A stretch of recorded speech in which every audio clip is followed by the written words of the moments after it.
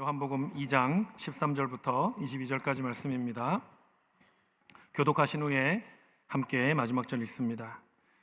유대인의 유월절이 가까운지라 예수께서 예루살렘으로 올라가셨더니 성전 안에서 소와 양과 비둘기 파는 사람들과 돈 바꾸는 사람들이 앉아 있는 것을 보시고 노끈으로 채찍을 만드사 양이나 소를 다 성전에서 내쫓으시고 돈 바꾸는 사람들의 돈을 쏟으시며 상을 엎으시고 비둘기 파는 사람들에게 이르시되 이것을 여기서 가져가라.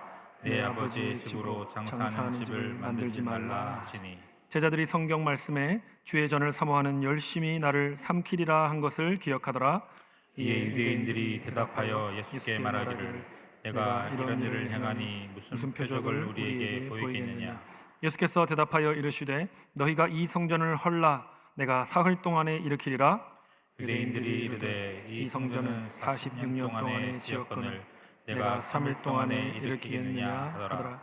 그러나 예수는 성전된 자기 육체를 가리켜 말씀하신 것이라. 죽은 자 가운데서 살아나신 후에야 제자들이 이 말씀하신 것을 기억하고 성경과 예수께서 하신 말씀을 믿었더라. 아멘. 성전인가 시장인가 하는 제목으로 하나님 말씀 전하도록 하겠습니다. 오늘 본문은 별명이 붙어있는 본문입니다. 흔히 예수님의 성전 청결 사건이다 혹은 성전 정화 사건이다 라고 불리는 그런 사건입니다. 13절 말씀을 먼저 한번 읽어보도록 하겠습니다. 유대인의 유월절이 가까운지라 예수께서 예루살렘으로 올라가셨더니. 이 사건의 배경이 유월절, 히브리 말로 파스카라고 하는 절기라는 것을 알 수 있습니다. 유월절은요 77절과 또 초막절과 함께 이스라엘 백성이 지켜야 되는 3대 절기 가운데 하나였습니다. 유월절의 배경은 이집트 노예 생활을 했던 시간이죠. 하나님께서 노예로 살던 이스라엘 백성을 불쌍히 여기셔서 모세를 부르고 모세를 통해서 이스라엘 백성을 구원해 내려고 하시지 않았습니까? 이집트 백성들에게 10가지 재앙을 내리셨습니다. 그래서 이스라엘 백성을 풀어주도록 그렇게 만드셨는데 마지막 재앙이 뭔지 기억하시죠? 장자의 죽음이라고 하는 그 재앙을 천사들이 그 가정을 돌아다니면서 그 집의 마다들이 죽도록 그렇게 징계를 내리신 것입니다. 그런데 이스라엘 백성이라 할지라도 하나님의 말씀에 순종해서 어린 양의 피를 집의 문설주와 인방의 문에다가 칠하면 천사들이 그 피를 보고 그 집의 마다들을 죽이지 않고 넘어간 것이죠.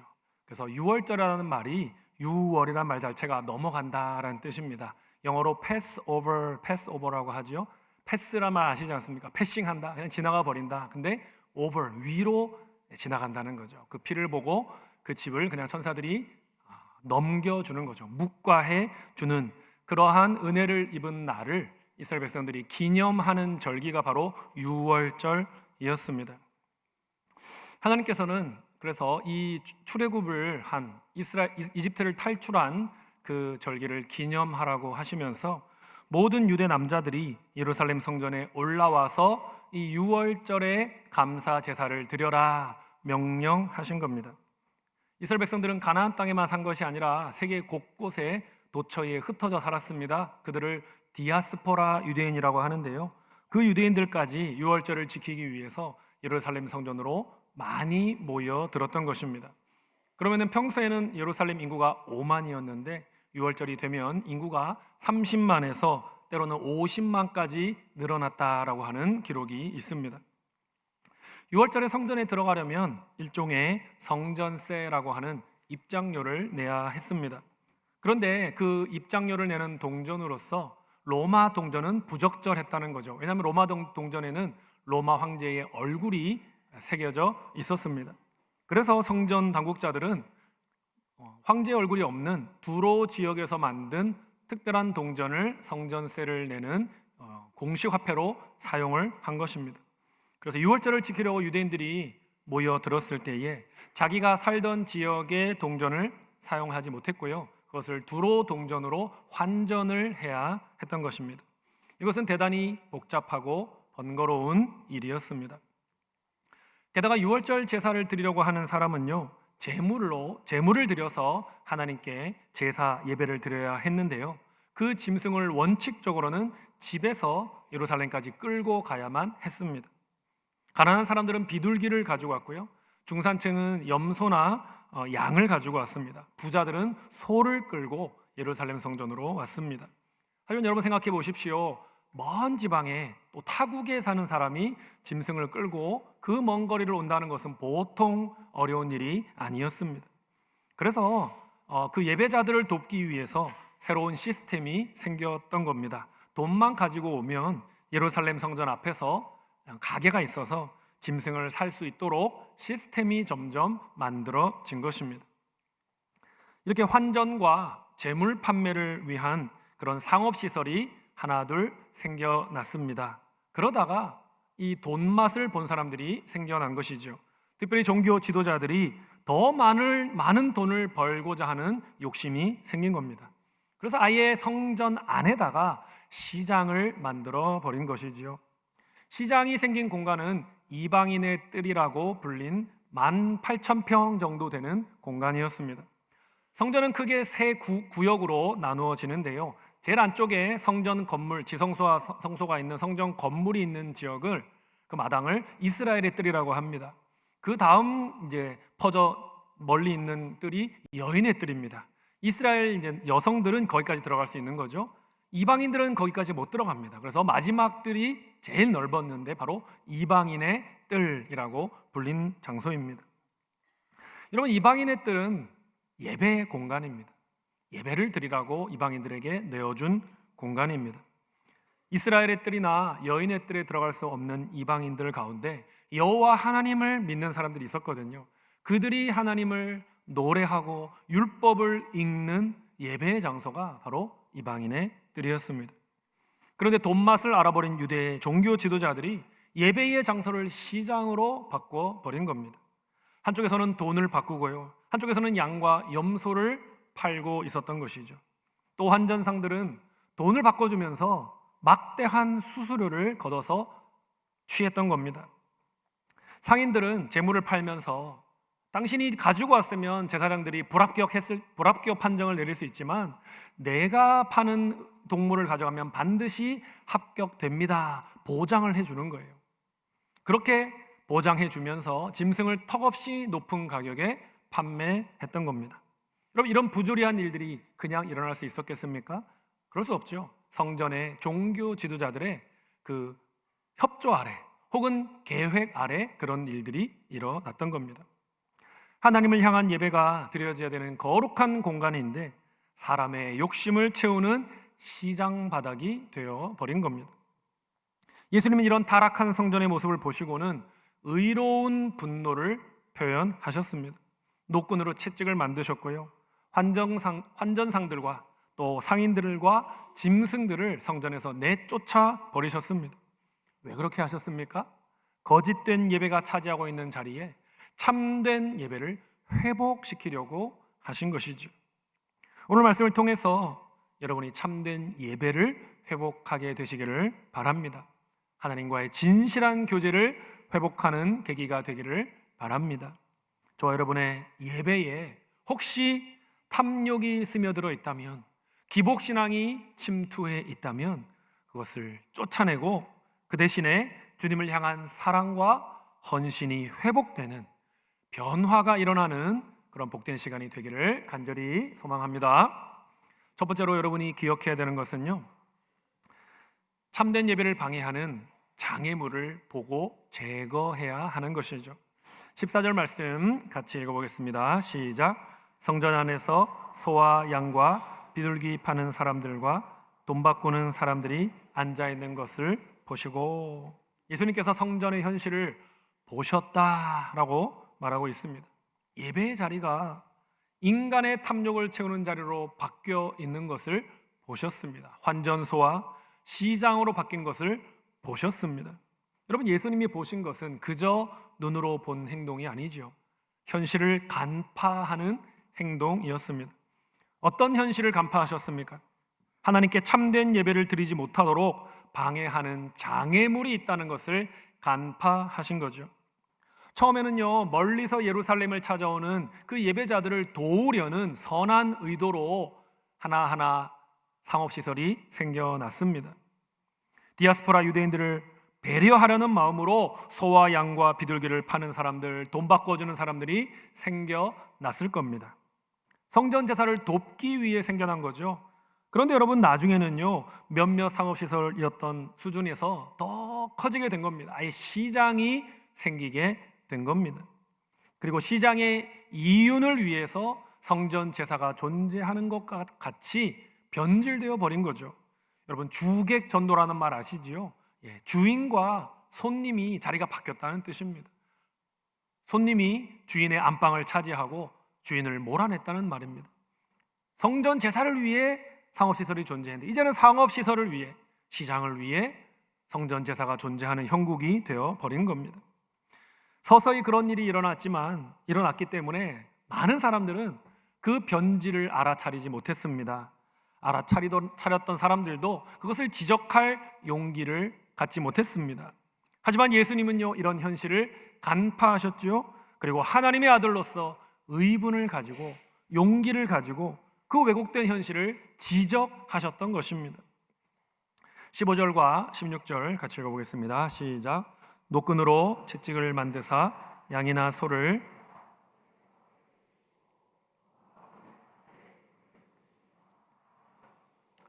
비둘기 파는 사람들에게 이르시되 이것을 여기서 가져가라. 내 아버지의 집으로 장사하는 집을 만들지 말라 하시니. 예수님은 현실을 간파하셨습니다. 그런데 거기서 멈추지 않으셨고요, 성전과 예배 안에 있는 그 불순물들을 행동으로 쫓아내신 겁니다. 제거하신 겁니다. 노끈으로 채찍을 만드셨습니다. 양과 소를 다 내쫓으셨습니다. 돈 바꾸는 자들의 돈을 쏟아버리셨고 상을 엎어버리셨습니다. 비둘기 파는 사람들에게 새들을 가지고 나가라 명하셨습니다. 그러시곤 이렇게 말씀하셨죠. 내 아버지의 집으로 장사하는 집을 만들지 말라. 여러분, 하나님을 예배하는 것이 성전의 목적입니다. 그런데 성전의 목적을 변질시키는 자들이 있었던 겁니다. 이윤을 얻기 위해, 명예를 얻기 위해, 성공을 얻기 위해 자기의 욕망을 채우는 공간으로 바꾸는 자들이 있었던 것입니다. 여러분, 오늘날도 마찬가지 아닙니까? 사람의 눈에는 참 저 사람 믿음 생활하고 있구나 라고 보일 수 있지만 하나님의 눈에는요, 이윤 행위를 하는 사람이 있을 수가 있는 겁니다. 교묘하게 우리는 자신을 잘 포장하지 않습니까? 사람의 눈에는 잘 알 수가 없는 겁니다. 하지만 하나님은 다 알고 계시지요. 그가 주일날 예배당에 나와 앉아 있지만 아버지를 예배하기 위해 성전에 나와 있는 것인지, 아니면 자기의 배를 예배하기 위해 시장에 나와 있는 것인지 사람들은 몰라도요, 저도 모릅니다. 그러나 하나님은 아신다라는 사실이죠. 지금 이 자리에 있는 저와 여러분 중에는 아무도 이윤을 위해 장사하는 마음으로 이 자리에 있는 분이 없기를 간절히 바랍니다. 우리 모두가 하나님만 높이기 위해서 성전에 온 자들이기를 간절히 소원합니다. 17절을 읽읍시다. 시작. 제자들이 성경 말씀에 주의 전을 사모하는 열심이 나를 삼키리라 한 것을 기억하더라. 예수님의 그 의분을 보고, 그 행동을 보고 제자들은 성경 말씀을 떠올렸습니다. 시편 69편 9절 말씀이었습니다. 주의 집을 위하는 열성이 나를 삼키고. 뭔가 제자들이 예수님의 그 열정을 본 것입니다. 뭔가를 알았죠. 그러나 제자들이 세세하게 알지는 못했습니다. 그런데 예수님은 알고 계셨지요. 그 말씀대로 하나님의 전을 향한, 하나님의 성전을 향한 예수님의 그 열심이 결국 자기를 십자가 죽음이라고 하는 치명적인 파국으로 몰고 갈 것을 예수님은 알고 계셨던 것입니다. 그럼에도 불구하고 예수님은 그 아버지의 집을 향한 열심을 포기하셨습니까? 그렇지 않지요. 전혀 그 열심을 내려놓을 생각이 없으셨습니다. 불이익이 있을 것을 알면서도 하나님께 충성하는 것, 그것이 바로 주님의 전을 사모하는 열심인 것이죠. 매출이 떨어질 것을 알면서도 부당한 거래를 하지 않는 것, 핍박을 받을 것을 알면서도 내가 그리스도인이라는 것을 드러내고 주변 사람들에게 전도하는 것, 비난을 받을 것을 알면서도 회사의 회식 자리에서 나의 거룩함을 지켜내는 것, 여러분, 예수님이 가지셨던 주의 전을 사모하는 열심이 저와 여러분에게도 동일하게 있기를 간절히 소망합니다. 성전과 예배는 왜 존재합니까? 오직 하나님을 예배하기 위해 존재하는 것입니다. 하나님을 예배하는 장소가 죄악과 우상으로 더럽혀지는 것을 보게 된다면 우리도 예수님처럼 분노해야 하는 것입니다. 그걸 그냥 보고 있으면 안 되는 거죠. 여러분, 아테네라는 도시에 수많은 우상들이 가득한 것을 사도 바울이 보았습니다. 그때 바울의 마음에 격분이 일어났다, 격렬한 분노가 일어났다라고 사도행전은 기록하고 있습니다. 시편 기자는요 119편 136절에 보니까요, 그들이 주의 법을 지키지 아니하므로 내 눈물이 시냇물같이 흐르나이다. 주님의 법을 무시하고 경멸하고 지키지 않는 사람들을 볼 때에 내 마음에 눈물이 흘러내렸다, 시냇물처럼 눈물이 흘러내렸다, 탄식하며 슬퍼했다는 겁니다. 여러분, 18세기 말에 이슬람 국가에서 복음을 전한 헨리 마틴이라는 분이 계십니다. 이분은 또 이렇게 썼더라고요. 예수님이 영광을 받지 않으신다면 나는 도저히 참고 살아갈 수가 없을 것이다. 여러분, 우리가 의분을 가져야 하는 것입니다. 내 밖에 존재하는 죄악과 우상에 대해서 우리가 의분을 가져야 하는 것입니다. 나아가 내 안에 있는 죄악을 본다면, 우상을 본다면 우리는 더더욱 분노해야 하고 우상을 용납하지 말아야 하는 것입니다. 왜 그렇습니까? 사도 바울께서 우리의 몸을 성전이라고 하셨기 때문입니다. 고린도전서 6장 19절 말씀 다 같이 한번 읽어볼까요? 너희 몸은 너희가 하나님께 받은 바 너희 가운데 계신 성령의 전인 줄을 알지 못하느냐. 우리의 몸은 우리의 것이 아닙니다. 우리의 몸은 하나님의 것이고요, 하나님께서 보내신 성령이 우리 안에 거하시는 거예요. 우리 모든 신자는 성령이 거하는 성전임을 믿으시기를 바랍니다. 거룩하게 유지해야 되는 거예요. 지저분한 일에 이 몸을 쓰면 안 되는 거예요. 하나님이 슬퍼하시는 일에 발을 옮기면 안 되는 거예요. 나의 언어와 나의 생각과 모든 것을 거룩하게 지키려고 최선을 다해야 하는 것입니다.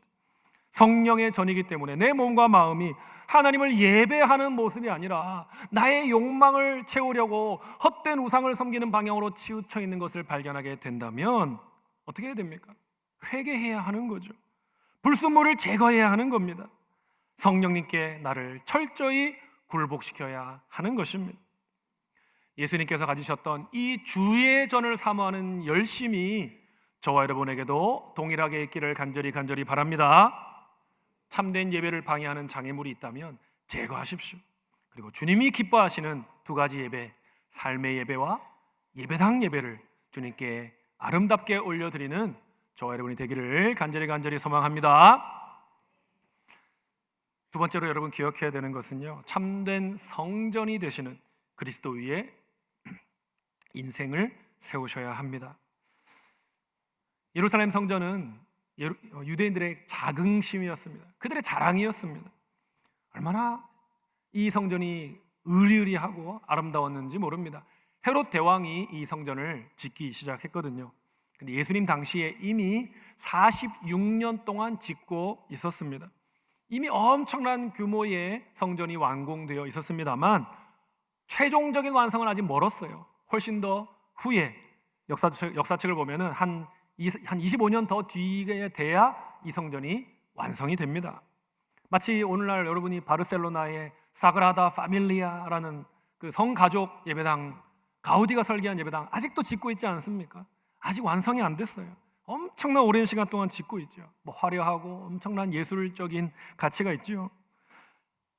예루살렘 성전도 만만치 않았다는 것입니다. 흰 대리석으로 벽을 발랐고요, 그리고 거기에 금을 또 입혔다고 합니다. 태양빛이 그 예루살렘 성전을 비추면 너무 눈이 부셔서, 그 금빛이 너무 눈부셔서 사람들이 눈을 뜰 수가 없을 정도였답니다. 그런데 그 화려하고 웅장한 예루살렘 성전 안에서 누가 난동을 부리고 있는 거예요. 그들이 보기엔 난동을 부리고 있는 거예요.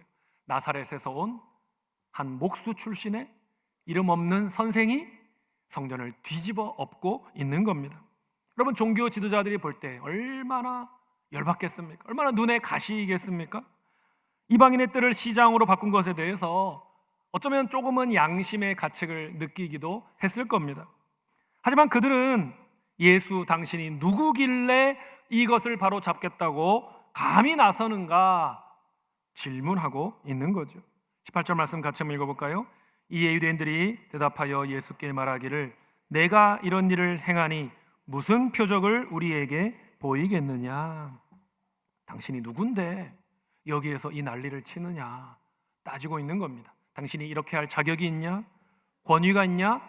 권리가 있냐? 묻는 겁니다. 만약 그렇다면 증거를 보여라는 거예요. 지팡이를 뱀으로 바꾼 모세처럼, 하늘에서 불이 내려오게 만든 엘리야처럼 당신도 기적을 행해봐라. 그래서 하나님께서 당신에게 이런 신성한 권리를 주셨다는 것을 증명해봐라. 도전하고 있는 겁니다.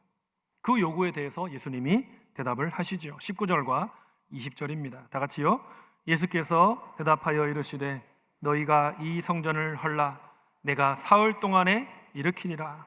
유대인들이 이르되 이 성전은 46년 동안의 지역건을 내가 3일 동안에 일으키겠느냐 하더라. 지도자들은요, 예수님이 성전을 해칠까봐, 상하게 할까봐 염려했던 겁니다. 우리 성전에 이러다가 기스가 나겠는데, 우리 성전 시스템에 피해가 오겠는데, 그런 마음을 가진 거죠. 그런데 예수님은요, 성전을 스크래치 내는 정도를 생각하는 게 아닙니다.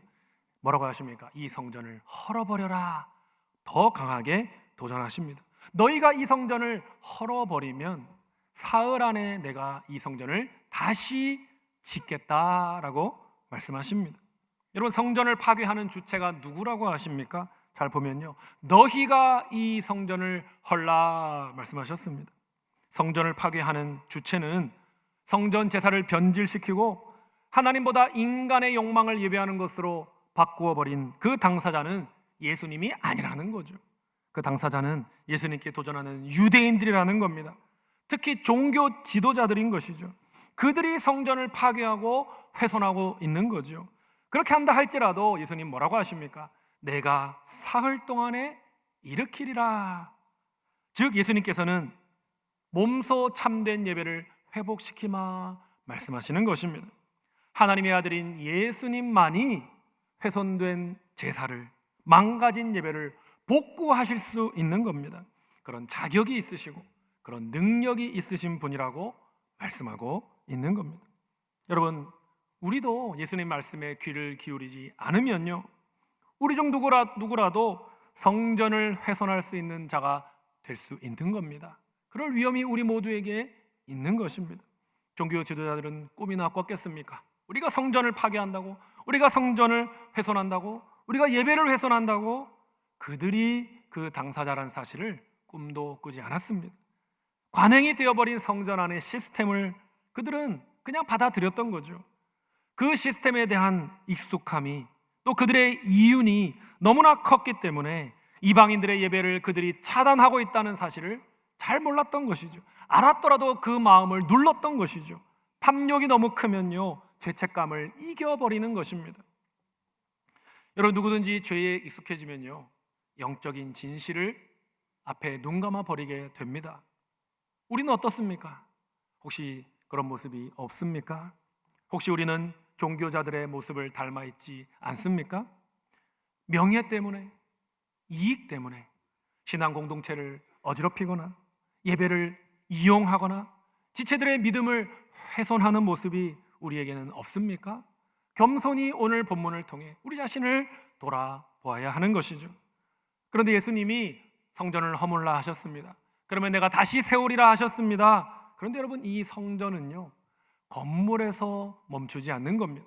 예수님의 이 성전이라는 단어를 사용하실 때 의미는 성전 건물의 의미를 넘어서는 것이죠. 예수님의 의도를 잘 알고 있던 사도 요한이 21절에 그 의미를 해석해 주고 있습니다. 21절 말씀을 같이 읽습니다. 그러나 예수는 성전된 자기 육체를 가리켜 말씀하신 것이라. 예수님이 성전을 허물라고 하셨습니다. 내가 다시 세우마 하셨습니다. 여러분, 이 성전은 건물이기보다는 더 중요한 의미는 예수님의 몸이었던 것이죠. 예수님의 육체였던 것이죠. 예수님께서 죽음의 사흘 동안 머물러 계셨다가 다시 부활하실 것에 대한 예언의 말씀이었던 겁니다. 하나님이 거하시는 성전은 더 이상 사람 눈에 보이는 사람이 지은 벽돌 성전 건물이 아니라는 말씀입니다. 이제 하나님이 거하시는 성전은 예수님의 몸인 것이죠. 성전 건물이 해왔던 그 역할을 이제는 예수님의 몸이 대체하는 겁니다. 하나님의 임재의 장소, 사람들의 죄가 용서받는 장소, 그 성전의 역할이 이제 예수님의 몸을 통해 하나님의 임재가 이루어지고 사람들의 죄가 용서받는 일이 일어나게 된다는 겁니다. 특별히 창세기로부터 요한계시록까지 66권 성경에서 처음부터 끝까지 관통하는 하나의 주제 가운데 하나가, 하나님의 소원 가운데 하나가 백성들과 함께 사는 것입니다. 여러분, 성경을 보면요, 하나님의 중요한 소원 가운데 하나는 자기 백성들과 함께 사는 것입니다. 우리가 죽어서 천국에 가는 것도 하나님이 우리와 함께 하시길 원하시기 때문에 그 천국이 있는 것 아닙니까? 창세기를 보고 구약을 보면요, 하나님은 에덴 동산을 통해 백성들과 함께 살기를 원하셨던 거죠. 출애굽기를 보면 하나님은 성막을 지어서 백성들의 진영 가운데 중심에 계셔서 언약 백성과 함께 살기를 원하셨던 거죠. 나중에는 솔로몬 성전을 지으시고 성전을 통해 자기 백성과 동거하기를 원하셨던 거죠. 그런데 신약 시대 와서는 어떻게 되는 겁니까?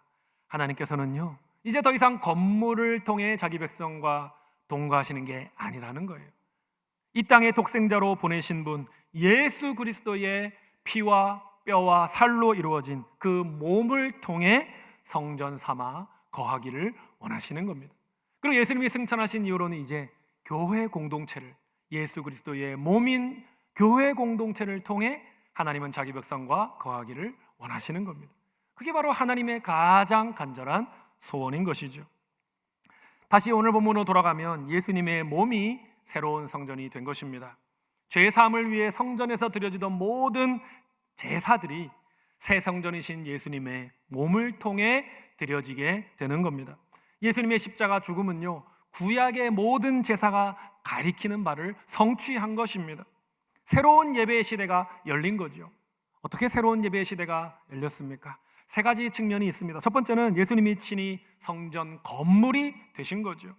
46년 동안 지어지고 있는 거대한 성전 건물이 아니라 이제는 무엇을 통해 예배가 이루어집니까? 예수님의 몸을 통해 하나님을 만나고 하나님께 예배하는 시대가 열린 겁니다. 두 번째로 예수님이 친히 희생 제물이 되신 겁니다. 이제는 더 이상 소나 염소나 양을 드릴 필요가 없는 거죠. 왜 그렇습니까? 예수님이 속죄 제물이 되시고 화목 제물이 되셔서 이제는 그 제물 되신 예수님의 희생을 의지함으로 예배를 드리는 시대가 된 것입니다. 세 번째는 예수님이 친히 제사장이 되신 거죠.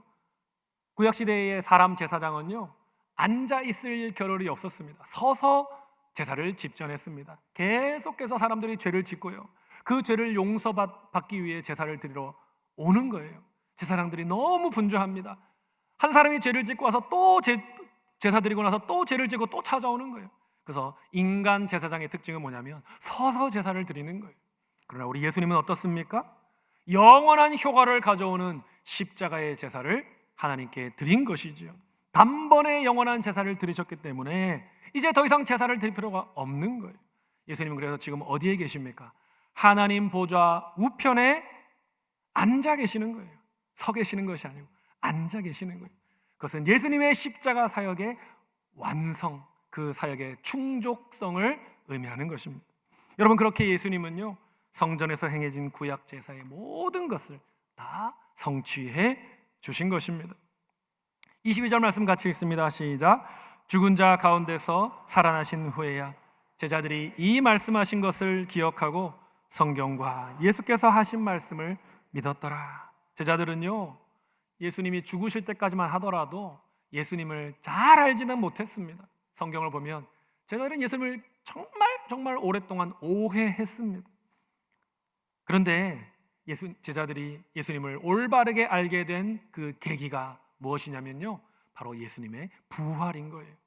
죽은 자 가운데 살아나겠다 하는 말을 이해하지 못했는데 정말로 예수님께서 말씀하신 대로, 예언하신 대로 십자가의 죽음에서 3일 동안 머물러 계시다가 다시 살아나신 것을 목격하고 나서는 이 일이 하나님 말고서는 일어날 수가 없는 일이다, 하나님의 역사가 아니고서는 불가능한 일이다 깨닫게 된 거지요. 그래서 그들은 변화된 것입니다. 이해력이 부족하고 비겁하고 출세에 욕심을 내었던 제자들인데 이제 복음을 깨닫게 되니 복음을 전하게 되었고 순교를 마다하지 않게 된 겁니다. 바로 예수 그리스도께서 죽음을 이기고 부활하신 그 사건을 통해 예수님이 하신 말씀과 예수님이 행하신 사역들을 바라보는 렌즈가 생기게 된 것입니다. 이제 제자들은 예수님이 진정으로 하나님의 아들이심을 믿게 된 것이죠. 부활 사건을 통해 제자들은 예수님이 놀라운 구원과 생명을 주시는 참되신 하나님이심을 진정으로 믿게 되었고 이제 헌신하는 참된 제자의 길로 나아가게 된 것입니다. 제자들은요, 그 전까지는 자기의 지식에 갇혀 있었습니다. 자기의 경험에 갇혀 있었습니다. 그래서 예수님의 말씀과 사역을 제대로 이해하지 못했습니다. 그러나 예수님의 죽음과 부활 사건을 보고 그들의 편견이 깨진 것이죠. 그들의 눈이 열린 것이죠. 여러분, 우리의 편견의 틀도 깨져야 합니다. 성경을 통해 예수님의 죽음과 부활을 경험해야 되고 확신해야 합니다. 그래야 우리의 시야가 넓어지게 됩니다. 우리의 사역이 확장되게 되는 겁니다. 사랑하는 여러분, 날마다 말씀과 기도로 하나님과 교제하기를 즐거워하시기 바랍니다.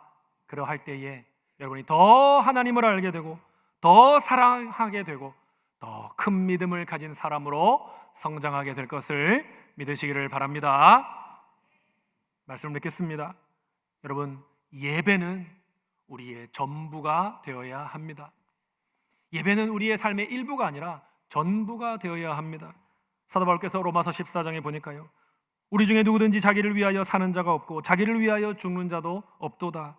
우리가 살아도 주를 위하여 살고 죽어도 주를 위하여 죽나니 그러므로 사나 죽으나 우리가 주의 것이로다 라고 했습니다.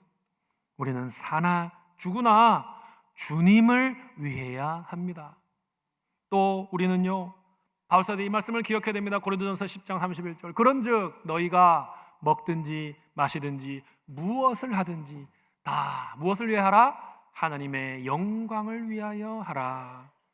우리의 삶은요, 먹든지 마시든지 회사에 가든지 친구를 만나든지 여행을 가든지 그 모든 우리의 삶의 모습이 다 하나님의 영광에 초점이 맞춰져야 하는 것입니다. 그러므로 여러분 기억하십시오. 우리의 삶은 하나님이 기쁘게 받으실 예배로서 드려져야 하는 겁니다. 그리고 우리의 예배는 지금까지 살아온 삶을 보여줘야 하고 또 앞으로 살아갈 삶을 보여주는 또 그런 모습이 우리 예배가 되어야 하는 것입니다. 예배와 삶은 분리될 수 없는 거죠. 두 개가 연결되어야 하는 것입니다. 여러분, 예배가 우리의 많은 행위 가운데 하나에 불과하다면 우리는 우리의 온 삶을 하나님께 거룩하게 드리지 못할 겁니다. 그래서 우리의 삶을 세속적으로 바뀌고 말 겁니다. 그러나 예배가 우리의 모든 행위이고 유일한 행위라면 우리가 하는 모든 일들은 거룩해지는 것이고 영원한 의미를 갖게 되는 거죠. 예배는 하나님의 자녀에게 있어서 유일한 목적이 되어야 함을 기억하시기 바랍니다. 예배는 돈이나 쾌락에 가 있던 마음을 주일날 잠깐 빌려와서 하나님께 얼굴을 내미는 일이 아니라는 겁니다. 예배는 우리의 전부가 되어야 합니다. 예배가 우리의 스케줄의 일부가 되는 것이 아니라 우리의 전부가 되어야 하는 겁니다. 일부라면 우리는 어쩌면 예루살렘 성전 안에 있던 환전상이나 장사치와 같이 예배를 이용하고 있는 것일 수도 있다는 겁니다. 사랑하는 여러분, 나의 마음의 중심에 하나님을 향한 순전한 예배가 드려지고 있습니까? 아니면 나의 탐욕을 채우기 위해서 무엇이 더 유익한가 계산기가 두드려지고 있습니까? 행여나 우리의 마음이 세상 염려와 성공에 대한 집착으로 가득 차서 주님이 거하실 자리를 내어드리지 못하고 있지는 않습니까? 예수님은 오늘 우리에게도 채찍을 들고 찾아오십니다. 우리 마음에 자리 잡은 욕망의 상들을 뒤엎으라고 말씀하십니다. 하나님을 예배하는 성전을 너의 배를 예배하는 장사하는 시장으로 만들지 말라, 우리에게 도전하십니다. 혹시 우리 안에 하나님을 이용해서 내 욕망을 이루려고 하는 기복신앙이 있다면, 장사꾼의 좌판이 있다면 모두 다 뒤집어 엎으실 수 있기를 간절히 소원합니다. 다른 것은 필요 없습니다. 오직 하나님만으로 나의 인생은 만족합니다 고백할 수 있는 우리의 삶과 예배가 되기를 바랍니다. 나아가서 여러분, 우리 예수님의 모습처럼 주의 전을 향한 열심이 우리 안에 있기를 간절히 바랍니다. 하나님의 성전이 무엇이라 했습니까? 나의 몸이지요. 또 나의 삶이 하나님의 성전이 되어야 합니다. 또 우리 교회와 우리 목장 공동체가 하나님의 성전이 되는 것입니다. 이 하나님의 성전을 거룩하게 하려는 열망을 가지고 우리가 살아가야 하는 것이죠. 그러려면 세상에서 손해를 보더라도 정직해야 하는 것입니다. 비난을 받더라도 거룩을 택해야 하는 것입니다. 우리의 삶이 그래서 예수님을 닮고 예수님과 같이 거룩해지는 아름다운 열매를 맺게 되어서 주님 앞에 칭찬받는 우리 자신과 우리 가정과 우리 목장과 또 우리 교회가 될 수 있기를 주님의 이름으로 간절히 축원드립니다. 찬양합시다. 주님만 사랑하리. 우리 마음을 담아서 고백하도록 하겠습니다.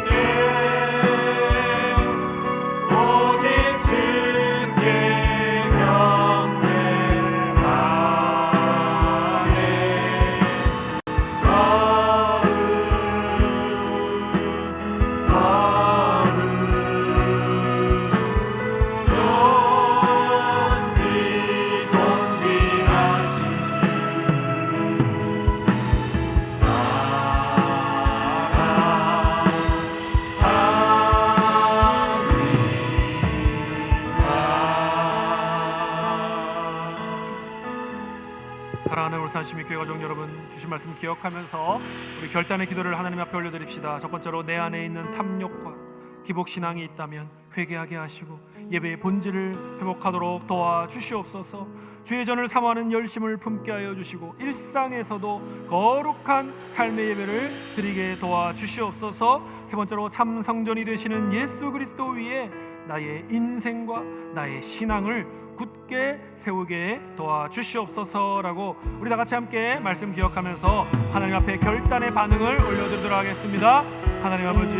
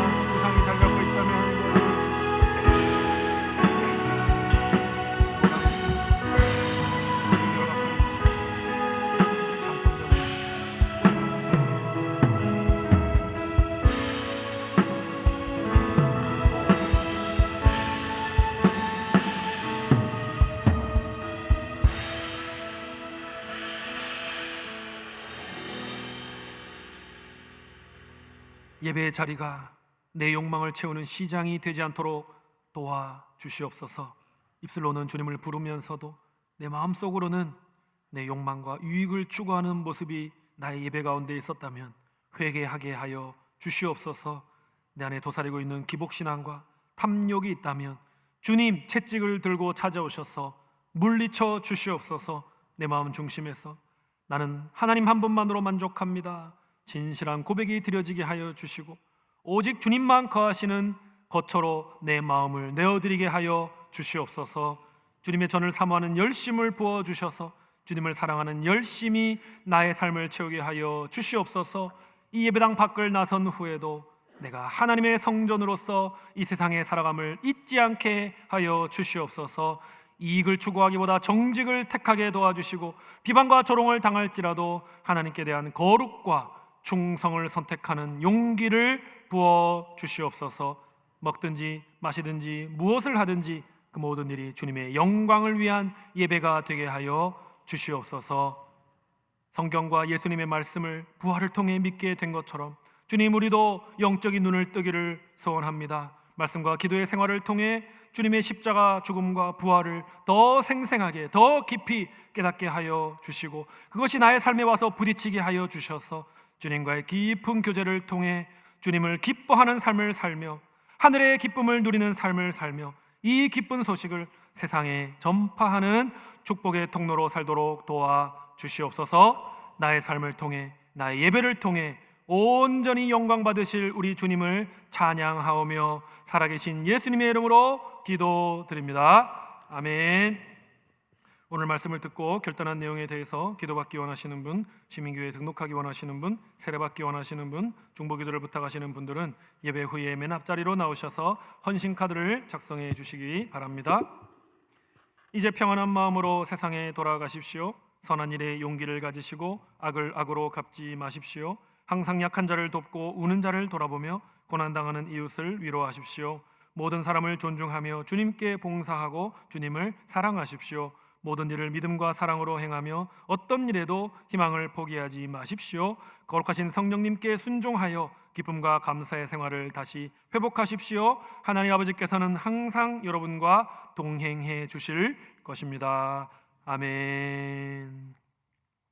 주 예수 그리스도의 은혜와 하나님 우리 아버지의 크신 사랑과 성령님의 감화 감동 충만케 하심이 세상 속의 삶에서 또 나의 예배 생활에서 나의 탐욕을 버리고 오직 하나님만을 높이는 예배자로 살겠노라 결단하고 소원하는 주님의 백성들을 위해 그들의 가정과 일터와 목장 위에 지금부터 영원토록 함께 있을지어다. 아멘.